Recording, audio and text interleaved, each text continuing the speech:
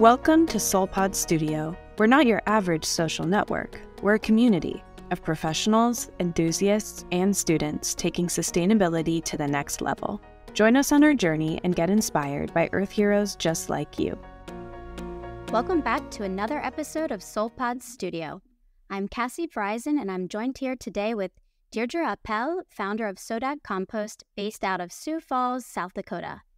Deirdre grew up in New Jersey, lived in Brooklyn for several years, and then moved to Sioux Falls in 2021, shortly after the pandemic.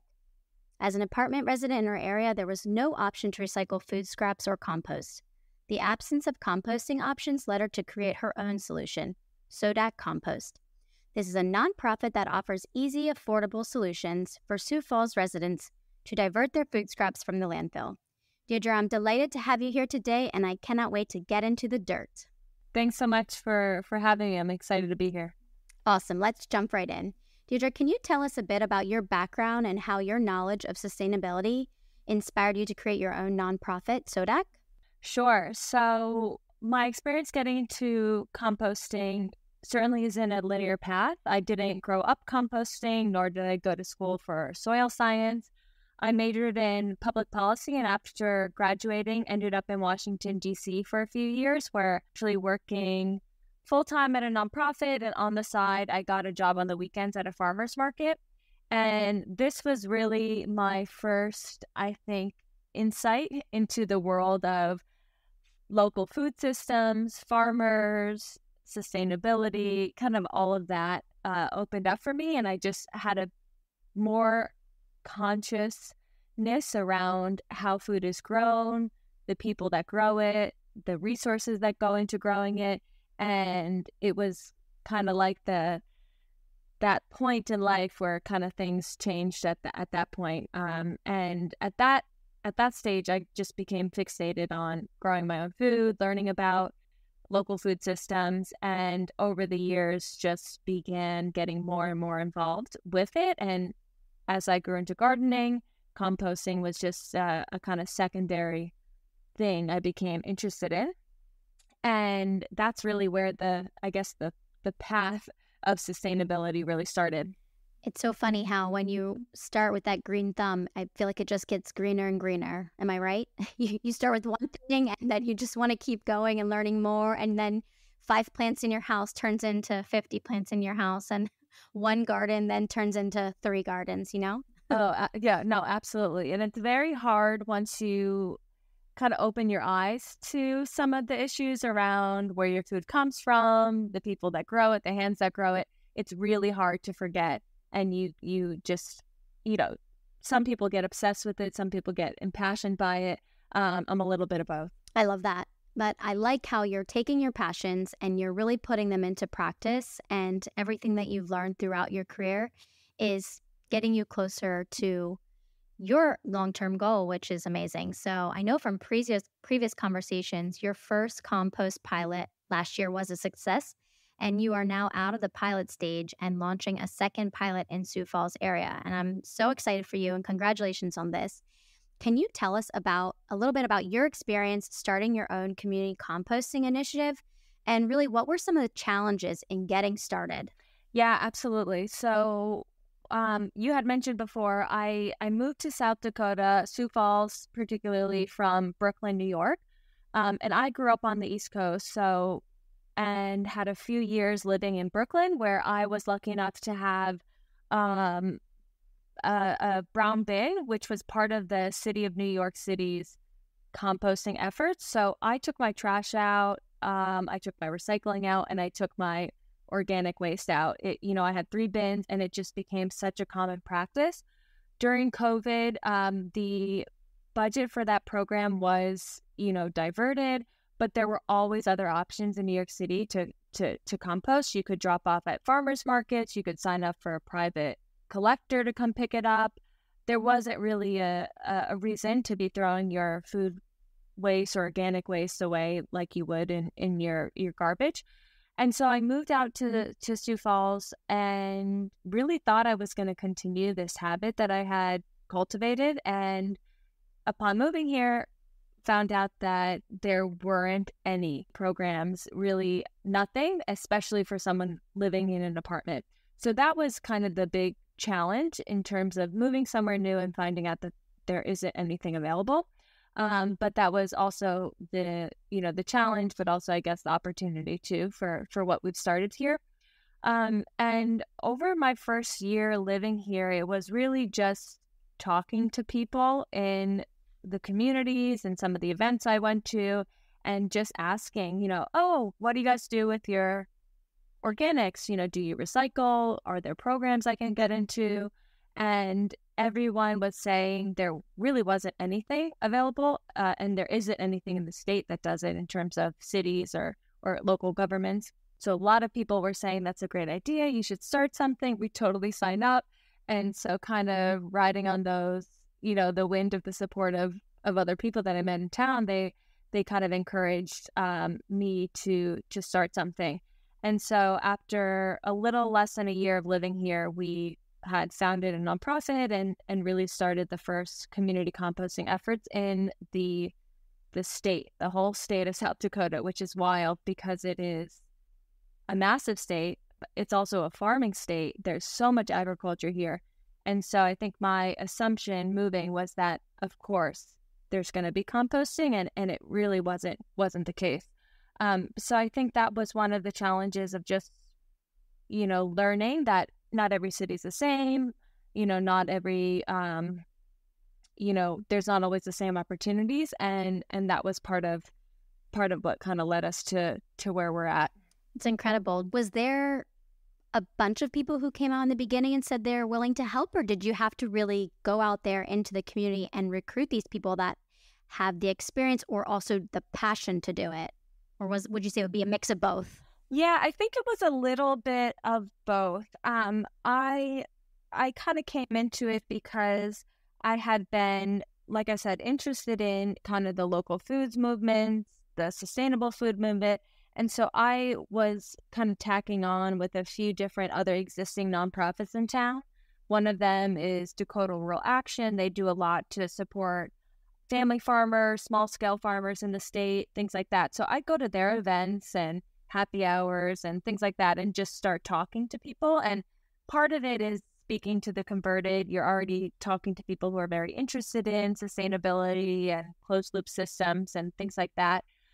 So certainly a part of it, but now that we've grown, there are so many more households and families and businesses that weren't necessarily a part of that initial circle that have been involved and really want to become more involved. So certainly a mix. And can you tell us what actually are the benefits of composting? There is a greater push to live a more eco-friendly lifestyle. So I think a lot of people want to know, what are the benefits? What is the value add? Yeah. So I think for me, especially because I am now coming at composting as an expert or a soil science expert, I'm really just coming at it from someone who happened to do it because I was living in New York City and I had a brown bin. So just coming from an individual just trying to recycle and create less trash and live more sustainably. So because it came to me, I guess, later in life, I've just found it to be this really incredible, thing that just exists in nature, even without us. Of course, composting has been, since the beginning of time. Plants die, they decompose, animals die, they decompose. It all goes back to the soil. Everything we do goes back into our soil. And so for me, I've just found it to be this really magical process of ensuring that anything that's grown or made, naturally doesn't go to waste. It all goes back into, the circle of life, essentially. And so in terms of the benefits, I like to break it down into a few different buckets. So we have environmental benefits in terms of, some of the environmental challenges, climate change, things like that. There are soil benefits, there's economic benefits, and of course, kind of the community and individual benefits as well. And so for the first one, it's the environmental benefits, and that really comes down to global greenhouse gases and emissions. And so something that I had learned probably too late in life was how problematic it is to send food scraps and organic matter to the landfill. And what happens when we send food scraps or organic waste to the landfill, they're breaking down and they're basically being buried and decomposing in a way without all of the necessary ingredients that they need. There's no air, there's no oxygen, there's no sunlight. And when this happens, they're breaking down in a way that they're releasing methane, a greenhouse gas. And we know that methane is also more potent of a greenhouse gas than even carbon dioxide is. And landfills are one of the biggest culprits of methane. They're right behind livestock and the natural gas industry, which is just wild. Something you're throwing out that really shouldn't be there in the first place, that it's really having such a negative effect. And so that's really interesting as well, because when we look at our landfills, of course, there's a finite space to them, right? We're going to fill them up at some point. We're going to have to create a new landfill, or we're sending our trash and recycling overseas, to China and all these other places. So we have to be resourceful about the space and the longevity of these landfills as well. And 15 to 20% of our landfills is organic waste. So 15 to 20%, we're putting in landfills that really shouldn't be there in the first place. So that's the environmental benefit. We can cut greenhouse gases by just composting and avoiding the landfill. I guess the secondary benefit, and what's even greater about it, is it doesn't stop there. If we divert the landfill and we compost, we're left with something from what we're, quote unquote, deeming as trash and garbage at the moment. Something we have at the end of the composting process that's an amazingly rich soil additive. So it's not even like we're just throwing something away that we don't have use of. We're throwing something away that we really can use and make use of.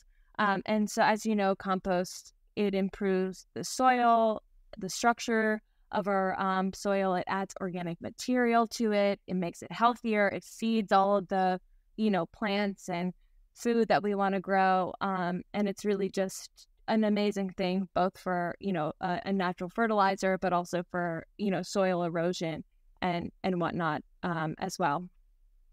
And then I think in terms of the community side, there's so many benefits to the community in a way that all these different participants can come together, from those that are growing our food, from those that are cooking our food, producing our food, schools, all of these people that are just living around us are able to participate in it and really, produce something that's going to support the whole community. And individually, I think it's just great for your own garbage. I think once you start composting, you see how little actually will go in your trash. If you're recycling and you're recycling your plastics and your cardboards and whatnot, and you're composting, the amount that has to go in your trash is so minimal, and you'll be taking your trash out way less. And you're also feeling better about how much you're producing and what you're sending to the landfill as well.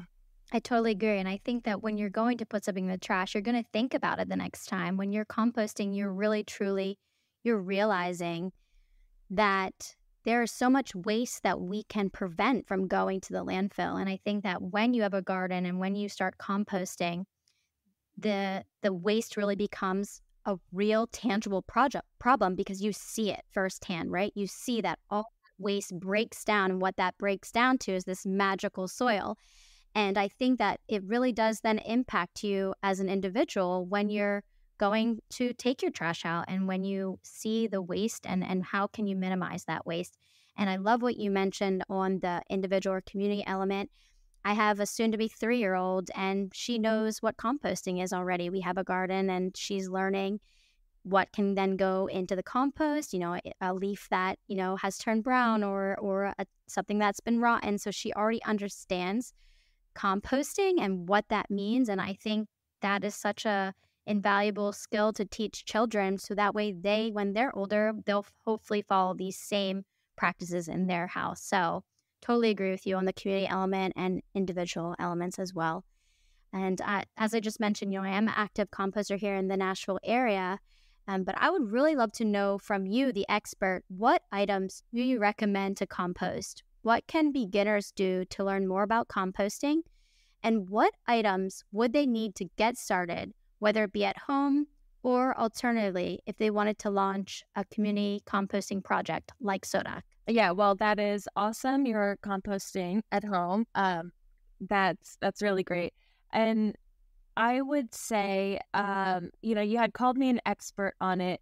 I think one of the things to just remind folks and people of that, and this is something I had even been, a little weary of when I first started, was that, yes, there are people who have PhDs and master degrees in, soil science and make their careers at a commercial scale composting. But it really doesn't take too much. It is something that, like I said, nature's been doing for forever. So with just a little bit of knowledge and a little bit of training and a little bit of, trial by error, it is something that, with this, space, depending on how much you have, it's certainly something that you could, take on or look for community composters in your area that could do it for you. But if you're looking to do it at home and you're, a beginner starting off, I would say there are a lot of really great small scale composting that you can do. And these, some people start with a tumbler, which is, if you Google Mr. Spin composter, you'll find some of these products. But essentially, it's really just a cylinder on a spoke almost, and you're filling it up with the food scraps that you're producing each week. And I like to tell folks that there's really 4 ingredients to a good compost pile, and they're no different than 4 ingredients that you and I actually need as well to live and continue to live. And so you'll hear a lot about greens and browns in compost, or the green to brown ratio, carbons to nitrogen. And the way I break it down is that greens will be your nitrogen source. So the way I like to remember it is that there is a G in nitrogen and there's a G in green. And so your greens would refer to anything basically that you're cooking, or your food scraps, your banana peels, things like that. And then you'll have your browns, or your carbon source. So carbon also has a B in it. And browns, that's my kind of way to remember it initially. And your browns will be really your brown source that you're putting in, thinking, newspaper, cardboard, mulch, things like that are, feeding, allowing all of your nitrogen sources or green sources to feed in the pile. And then the third ingredient is water. You do need a good level of moisture in your compost pile to be able to thrive and continue to, do the work of all these amazing microbes in your pile to break down the organics. And then depending on what kind of composting style you're doing, we do, our 4th ingredient is air. There is composting that you can do anaerobically without air. That's totally different. That would, I think, be on the commercial scale, but it is possible to do it without air. But when we're talking about at-home composting, the 4th ingredient is key, air. And this you achieve by turning your pile, by spinning your pile, by really ensuring that you're mixing all of these 4 ingredients every once in a while as well to be able to break down. And it's incredible when you get these ratios right and the balance between all these 4 simple ingredients, how quickly you can see things breaking down and how hot the pile also gets, because they're the microbes are at work and they're releasing heat as they're working too. So at home you might not see temperatures as high as we do at our community scale, but in the summer our compost piles are 160 degrees. And in winter, in the Midwest winters, you could see us working out there. There's snow on the ground, a foot of snow, and our piles are steaming because they're still achieving 131 degree temperatures, which is just incredible when you're thinking about what's possible and what's at work in your pile as you're working. So I would just say, just start. I think that there's a trial and error to it. You're going to learn as you go, which is totally fine. And I think that's kind of the fun part of it. But I would recommend that if you are starting at home to, depending on where you live, if you have neighbors, if you have animals, which a lot of us do, to look for something that does have coverage. Because if you're leaving, food uncovered, you're going to get some problems in terms of smells or animals, and that's always something you hope to avoid. We don't at our location currently accept dairy or poultry or bones and things like that. That's not necessarily because they don't compost. They absolutely do. We are just in our first year, and we're avoiding some of the hot items that like to draw, some problems with animals and things like that. So we were just getting our bearings first. But if you're at home, this might be something that you just want to avoid for the early, months as you get your bearings and things like that. But again, totally able to be compostable and break down. It's just your comfort level at the time being.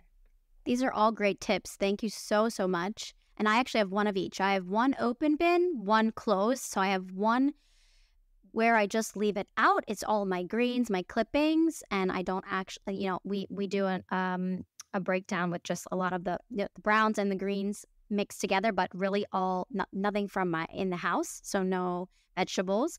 But then we have the closed system that where we can put all of the rest of our food scraps. So we have mix of both, and it works really well for us. But I think, like you said, it depends on where the individual lives, what works best for them. Maybe they just need one closed bin system and that works. So it's all trial and error, and you learn a lot, along the way.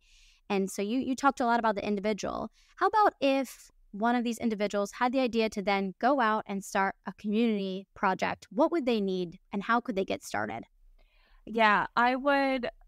So how we had started out, I ended up reaching out to a lot of other community composters, not in South Dakota because none had existed yet, but in the neighboring states, in New Jersey where I used to live, people that have done this already and had started initiatives or businesses or nonprofits, and just emailed them and said, hey, my name is so and so. Are you able to chat for 30 minutes so I could just ask you some questions about your own experience? And maybe it's a composter thing, maybe it's just a people thing, but everyone is willing to talk and help and share their experience, especially if, they've started where you were not so long ago.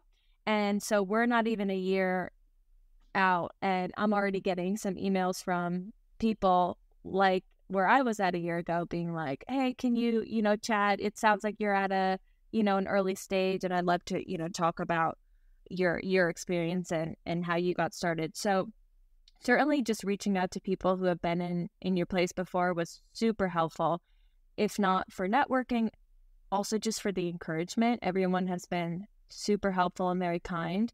And then within your community, I would just start asking around as well, getting in touch with like-minded folks who might want to partner. If there's an urban garden in town, they could be a spot where you could host your bins. If there's community gardens in town, they might want to partner with you.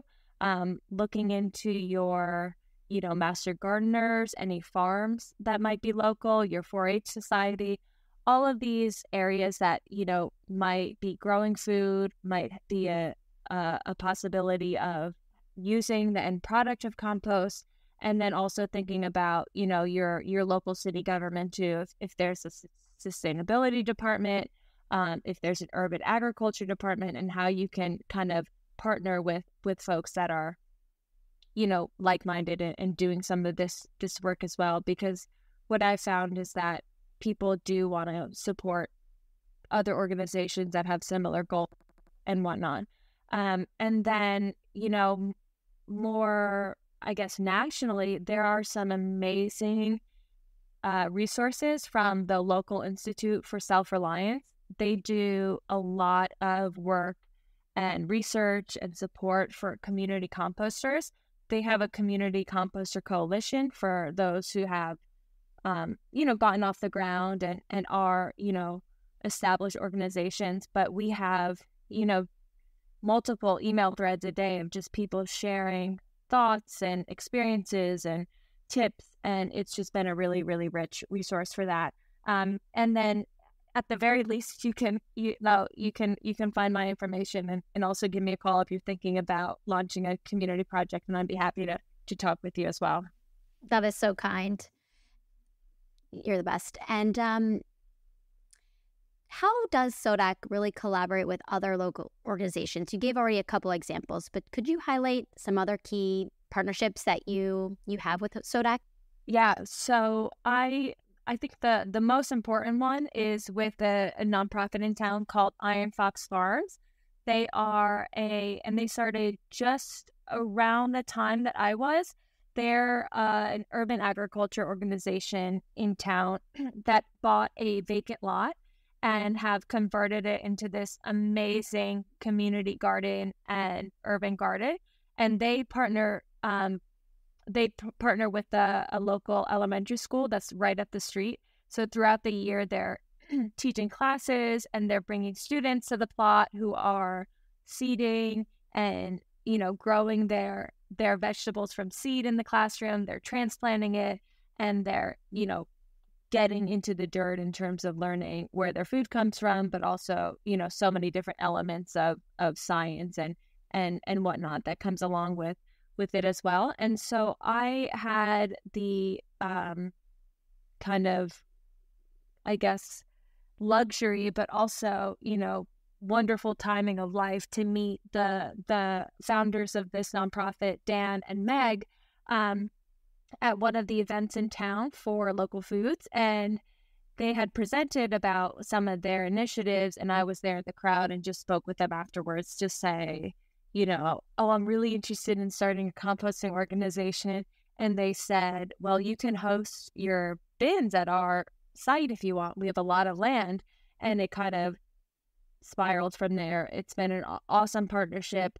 We work with the elementary school that they work with. We've done some workshops. They also, have free range to all of the compost that we produce through the community for their own gardens. And it's just really great to see this kind of full cycle of what the community is dropping off in terms of their food scraps and how we're producing compost that then goes back into growing food for the community, which is awesome. So definitely other nonprofits in town. And then we have, a range of people that reach out that are just interested in learning more. So we presented to the Master Gardeners about compost, which is, a little intimidating because you're talking about compost to literally master gardeners who know a lot, but they've been awesome in wanting to learn more about mainly how they can get their hands on compost for their own gardens, but they've been awesome partners as well. And then, we've even had a nursing home reach out to us and say, our, residents are really interested in composting, and a lot of them are previous farmers, would you want to do a workshop here? So it really ranges from all the different audiences, but there's really a thriving movement, I feel, in Sioux Falls for sustainability. That's amazing. It feels so full circle, and I love that it touches the lives of so many people, from master gardeners to nursing home residents. It's really incredible. And I have to know, do you have any funny stories from anyone that has been involved with the composting initiative, whether it's a volunteer or a student? Do you have any funny stories from composting? You think dirt, so you think there's got to be something here that makes people laugh. Oh, yeah. We have a handful. I mean, there's a few. I think there's always a few funny stories of people that it's not for everyone, of course. Not everyone wants to spend their Saturdays, above 100-degree pile of decomposing food scraps, but we have a few dedicated, amazing volunteers. And then we always, enjoy when, someone has come to volunteer and, they're an awesome team player. They're there for their whole shift. And we say, definitely come back if you ever want to, help out again. And, we never hear from them again, which is totally fine. But it's just a funny reminder that, it's especially in the either Midwest winters or summer, it's not for everyone. But then we have some awesome elementary schoolers who really just school us on composting in general. We come there, we're trying to teach these lessons, and these, 7-8-year-olds are like, oh, my grandma knows exactly what composting is. And I've been composting with my grandma since, I was 2 and 3 and 4 years old. So that's always funny to hear from these little ones, which is also super encouraging because, we hope that they then just carry the torch and continue to, lead these efforts. And it also becomes something that they kind of expect as well with what they, do with their trash. They're expecting to compost and they're kind of maybe expecting it to be a resource in their own community as well, which is awesome. So it's always fun to partner with little kids. You always have funny stories with working with them. Oh, the things you'll hear from the kiddos, right? When you get them involved, they love it, and you get to enjoy all that with them as well. So that's super cool. So, Deirdre, I have a question for you. How do you really envision SoDak expanding in the future? What are your longer-term goals for the organization? We're just coming up on our year anniversary. So we've just been working less than a year now. I think June 15th last year was when we collected our first, bucket of food scraps from one of our participants. And we're going to be breaking ground on our second location this month, which is super exciting. So we'll have that under our belt to expand. And we're hoping to just look for additional locations like what we have now, finding other community gardens in town where we could just set up our 3-bin composting systems and just begin to multiply in the community. And the vision would be that any community garden in town has composting and has these bins available for either households around the neighborhood that want to drop off their food scraps, or at the very least, the yard waste and things like that that's produced from the community gardens. And it can go all right back into that soil where, that community garden is. We don't need big, trucks on the road. We don't need, any major infrastructure. It's really all there and small scale, but really makes a difference. And that's, certainly on the household level. I would love to be able to partner with businesses for larger scale projects. I think at the scale that we're at right now, we just don't have the capacity to work with restaurants or other venues that produce a lot more organic waste. And so looking at how we might be able to do that, what grants we might be able to receive, how we could work with a business in town to be able to collect from them, that would be amazing. Just thinking about the kind of impact we could have if we scaled at that level. Someone from Costco reached out the other day being like, I run some sustainability efforts here at Costco. I'd like to, figure out how to partner with you all. And, part of me was like, oh, wow, if you only knew, we're making an impact, but it's small. If you only knew, the size of our operations and things like that. So we're, of course, educating them on, what other alternative options might be available and what they might be able to do. But just the fact that, an organization like Costco in town is reaching out to think about what they could do with their food waste is incredible. And so, I guess the sky is the limit if we have enough funding and employees and capacity and whatnot and time. But really looking at the community side of things and tapping into that is going to be a big goal for the future. Dream big, Deirdre, dream big. And we're calling on those businesses in South Dakota. If you want to partner, please reach out. And you, Deirdre, will see how you can partner in the future. Yeah. Maybe you have some, a space, near your facility that could work as a prime time location. So just reach out to her. All of those businesses who are interested in South Dakota. That's awesome. And how could those locally in Sioux Falls and other surrounding towns get involved with SoDak? And for those who do not live in South Dakota, how could they help support community composting initiatives? If you're local in Sioux Falls and you're, find yourself listening to this, I would definitely visit our website, SoDakCompost.org, and you can fill out a form there to begin to participate. We'll email you right back and send you all the information to get you started with your own composting efforts. If you're not interested in composting just yet, you could follow us on Instagram at SoDak Compost, because we post about just tips and tricks and some ways that you could learn more about why we compost and what we do. And then, of course, we always welcome volunteers, whether it is just that one-time volunteer or if you want to become more regularly staffed, things like that. We always need extra help and extra hands. And we just love, especially now that it's nice and sunny out, just, getting to know other people in the community or who's dropping off as well. There's always a task for anyone. And then, if you're outside of Sioux Falls and you're just interested in getting involved, I would say that there are a lot of ways just to support community composters, whether that's, through donations or through perhaps, looking at, certain organizations like the Institute for Local Self-Reliance that does do a lot of support for us. Looking at donating, maybe not with a individual composter, but looking at how you could support an organization that supports all of us is also awesome. And really just looking at, I think, also who you are electing, who's in office in your town, in your community, state that's supporting these efforts, because the government support for some of these initiatives can also be a game changer as well.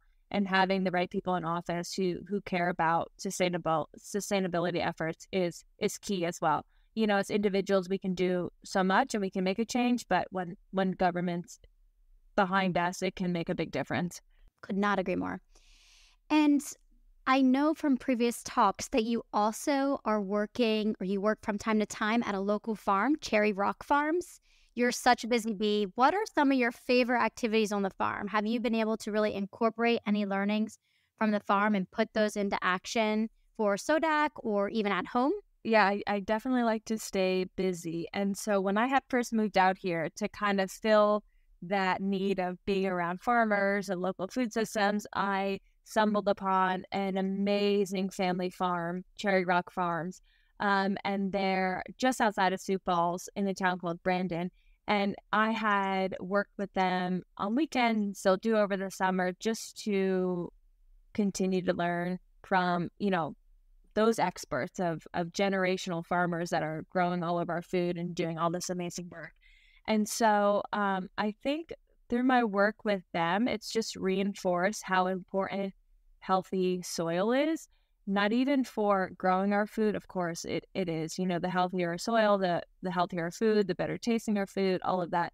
But also in a state like South Dakota, and especially on the east side, that is flat and prairie country and cornfields, soil erosion is so important.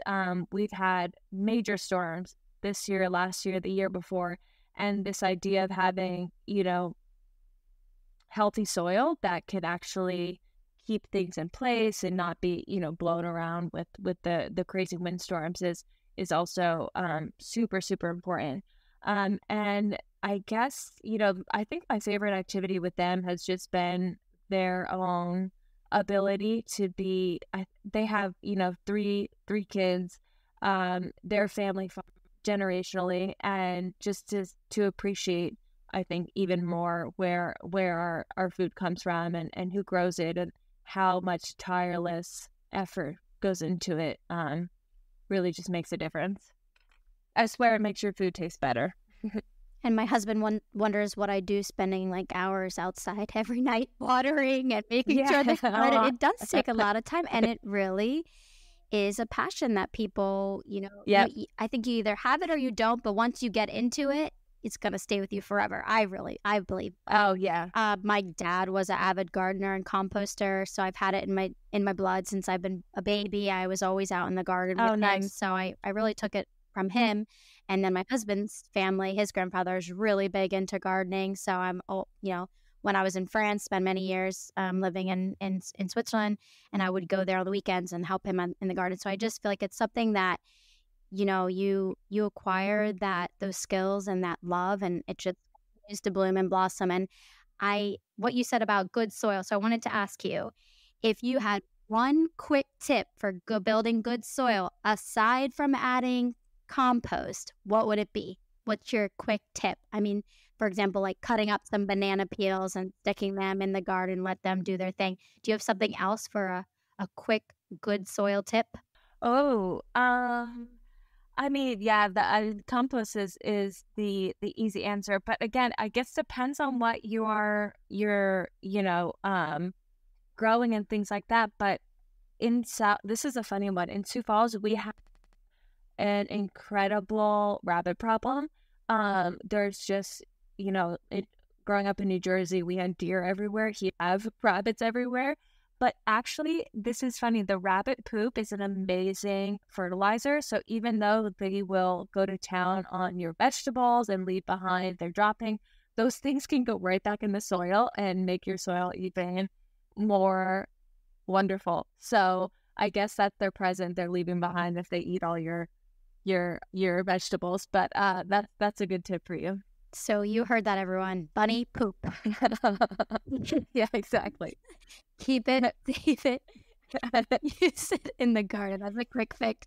That's nature for you. There's, nothing that can't be used. Exactly. The circle of life, right?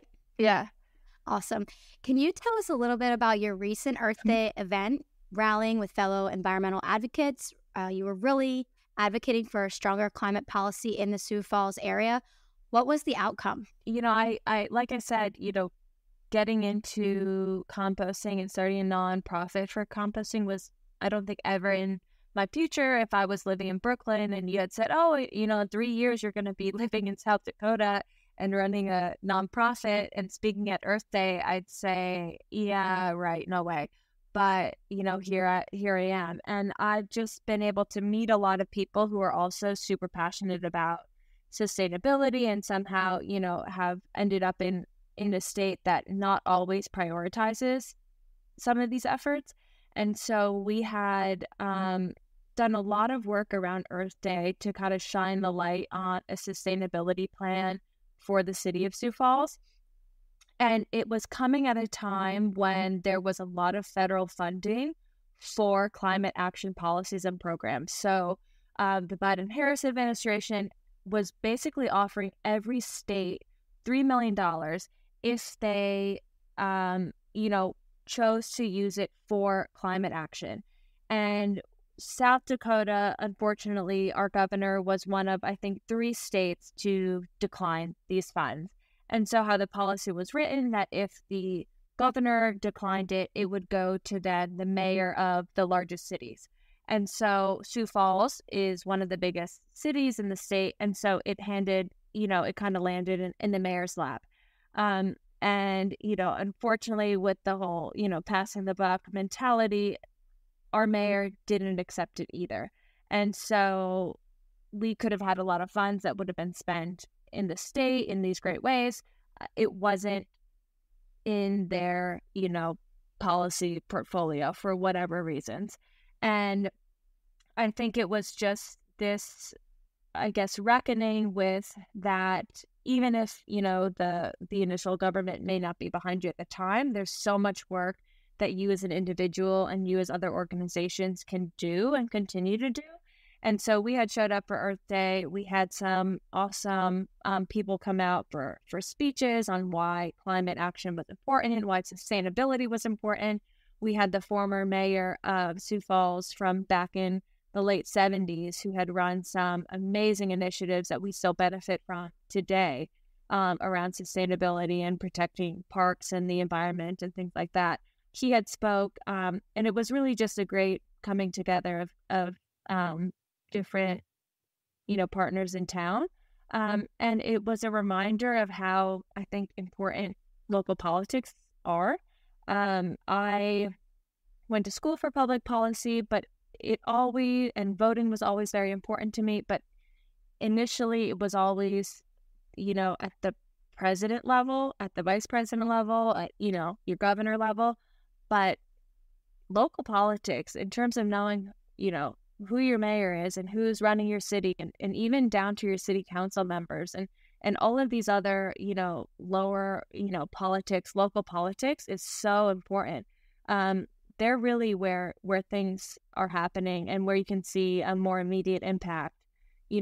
Turning on your faucet and knowing the water's coming out, that's your local city government, that your toilet flushes, that your schools are running, that you have a good, school, president or board president and things like that. There's so much happening locally that, you could get involved in, or at the very least, just vote for the people that you want to be leading in the way that you agree with. Voting is so crucial, and what you just mentioned just touches on how really important it is to stay informed. Stay informed about your local officials, what they stand for, what's important to you, and how can you, use your voice in a positive manner. Yep. I just learned that, for example, states have the rights to help protect animals, each state. So if you're at, if your thing is, caring and protecting about animals, stay informed about those policies. If it's, around the right to, around your gardening and composting initiatives, stay informed. All of these things matter, and your voice does matter. So thanks for bringing that up. Really appreciate it. Yeah. So moving to some of our last questions, do you have any favorite zero waste or master gardener or even composting books or social media accounts that you really like to follow for inspiration? For example, I absolutely love this book called More Plants, Less Waste. It's by Max Lamana. He has really super cool recipes and like zero waste hacks that are like around purpose. And I just think that's super cool and inspiring. How about you? What do you like? What do you check out on Instagram? I think for me, this is more at like the household composting level, but Compostable Kate on Instagram is amazing. She's based out of Australia, so she just has these amazing tips and tricks and such knowledge and amazing reels on composting at your household level, and I've learned so much through her. And then I think more at the, if you're looking at starting something or running a nonprofit or business, the Community Composting Handbook by James McSweeney has been, like this textbook resource of getting started. There is so much rich resources and information there that I would just, take it and read for fun before we had gotten started, because it provided so much insights. And then if you are really getting serious about it, you could look into the U.S. Composting Council. They offer a mentor-mentee program. And last year I was paired with a woman, the composting kind of sustainability industry, and she's been incredible. And, I know that the U.S. Composting Council prides themselves on offering that program every year too, to new mentors and mentees, and so having that individual link as well was amazing over this last year. Awesome. Thank you for providing all those wonderful resources. And in a year from now, I can expect Deirdre on the Good Dirt Instagram handle to follow, right? Yeah. Okay. Exactly. Yeah, just wait for that. Awesome. I'll be your first follower.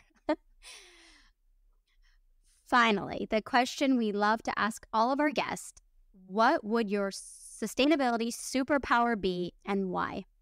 Okay, so I know we've talked a good amount about composting and a good amount about local politics. So I think I'll stick with kind of the political superpower here and say that it would be to remove, I think, the kind of political charged nature of the sustainability debate and really just think of it as something that's going to affect any of us and all of us, whether we're Democrat, Republican, Independent, regardless of where you fall on the political spectrum, that this is 100% without a doubt a bipartisan issue and should be, approached as such. So if I could remove the dirty politics of it all and make the change around it from there, that would be my 100% my superpower.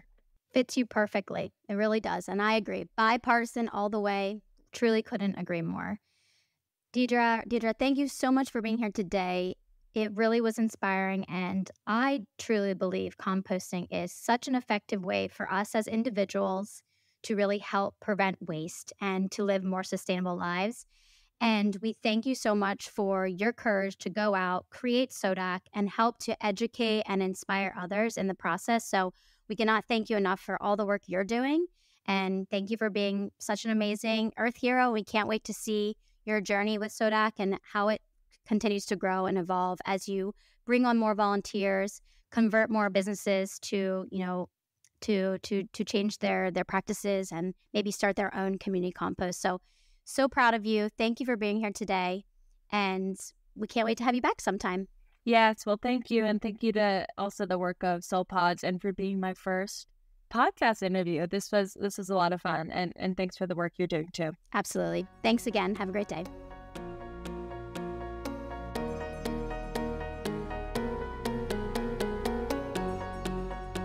SolPods Studio is made possible by listeners like you. Join the free SolPods platform to become a part of our virtual community of changemakers. Links to our social media, website, and platform can be found below in the show notes. If you enjoyed the show, feel free to rate and review our podcast. Thank you for listening and for your support.